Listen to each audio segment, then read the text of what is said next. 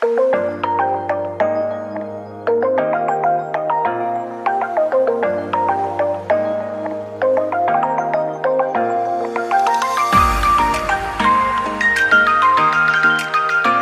everybody, welcome back to the K2N Online Paddle School. We are back here on YouTube, and this week we're talking about how to pick up and walk around with your paddle craft. This is a real quick intro, and I'm going to talk over video clips of how I pick up paddle crafts in different various ways. There will be timestamps in the description for each different type of paddle craft with the Outrigger canoes, the Surfskis, and I'll also go over tandem boats. There are a lot of different ways to pick up boats, and I'm going to go over a bunch of different ways so you can choose what works best for you. Ultimately, handling your craft with care with a low drop percentage is the key. If you do it this way or that way, as long as you are successfully in control of your vessel, that is the end goal. There is no one way to do this. There are multiple ways, and I'd like to show you a bunch of those different ways so you can choose what works best for you. Thank you all so much for checking out the YouTube channel, and I hope you enjoy this video. Starting with the Outrigger canoe, the first thing I do is put the blade of the paddle inside of the bungees. This will free up both hands. The main thing that you're looking to do is defining what is the center point of your boat. Once you define that center point, I like to lift the hull onto the shoulder with the ama down by the hip. The left hand on the ama here is going to control the boat. So you can see my right hand comes off. I'm waving at the camera. Two hands off once you find that balance point.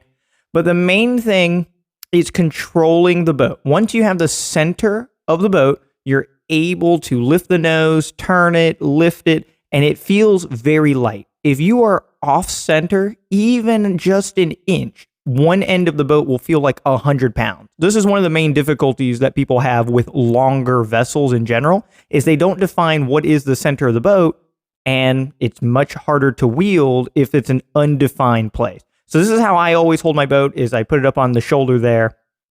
This is a popular method for holding the boat, which is stern forward, upside down with the ama in the air to the side. One of the reasons I don't like doing this is the center of the boat is one aspect, and then the lever arm with the yaku is another spot, and my arm doesn't reach that far, right? I'm not a super tall guy in general, and I don't feel like I have a ton of control of the boat when it's upside down in this orientation. If the yakus were closer, that's a different story. So when we get to the OC2, I do hold it upside down in this orientation because the yaku is so much closer to the center point. It is the center point. So this is a very popular method of holding it. But when you get into high winds, if you can't reach that yaku in front of you, it makes it very difficult to command and keep your vessel safe, right? So I've seen a lot of people hold their vessel like this and drop it. And that's one of the bases for this video in general, is to give other ideas on how to command your Outrigger canoe.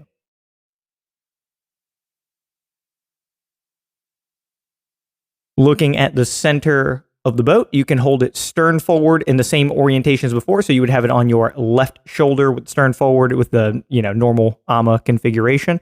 I usually put it on my dominant side to give me more control, but if you need to hold the boat in this orientation to launch it rudder first for whatever reason, this is another way of doing so, right? So shelving it up on the shoulder, having the paddle in the bungees frees up both hands, gives you more control. Setting it down, you can see that my left leg extends out and allows the ama to touch the ground very softly. So picking up, putting it down easily there. Moving on to the Surfski, if you have handles, simply grab the handle, pick it up like a briefcase. It's a pretty simple, ergonomic, nice thing. So on these beginner boats, you're going to have the space and the rails for handles. I usually like going to the far handle like so with my whole arm over the top. Just give me a little extra control of the boat as you're walking around. The other way to do it is, again, just like the Outrigger canoe, securing the paddle will free up both hands to give you more control of the vessel, and defining the center point. If you have handles, the center point is on the handles. And I bring my right arm under the hull and shelf the hull on the shoulder. If the balance point is right on your shoulder, you are in control of the boat. You can tilt it up and down, and you're in full control. If you are slightly off center from that, the hull will feel like 1,000 pounds, and it'll be impossible to do that.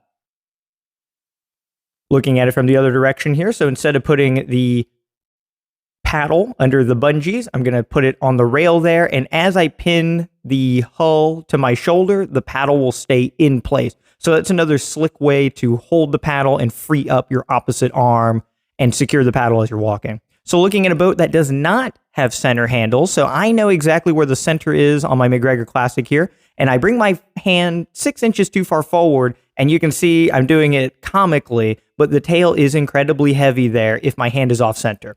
Going too far to the back, trying to lift the nose, I literally have to leverage it on my opposite leg to lift up the nose. It'll feel like it's 1,000 pounds. If the hand's in the right spot, it only feels like it's 20 pounds, because it is.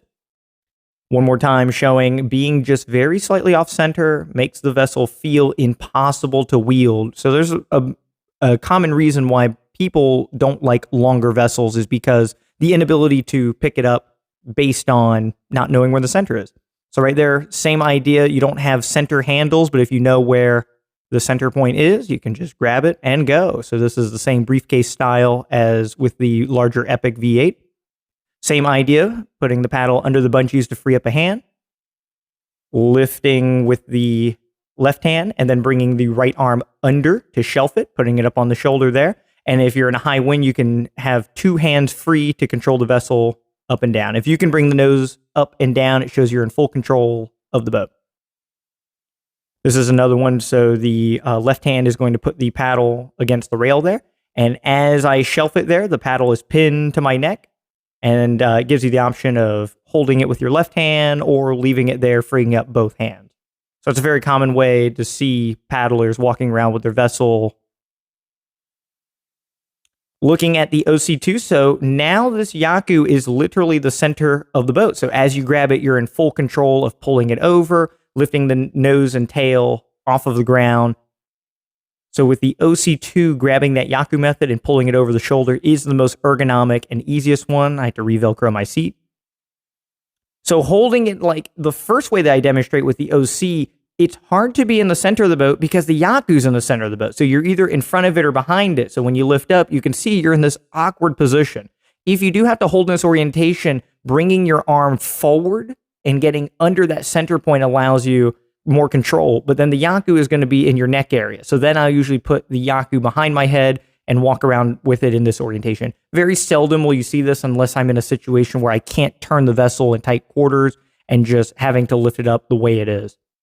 Awesome. Thank you all so much for watching, and a big shout out to our YouTube members. If you want to become a YouTube member, just check out the channel. It's $2.99 a month, and you get to see your name right here on the screen. Thank you all again. We'll see you next week for the next quick tip video.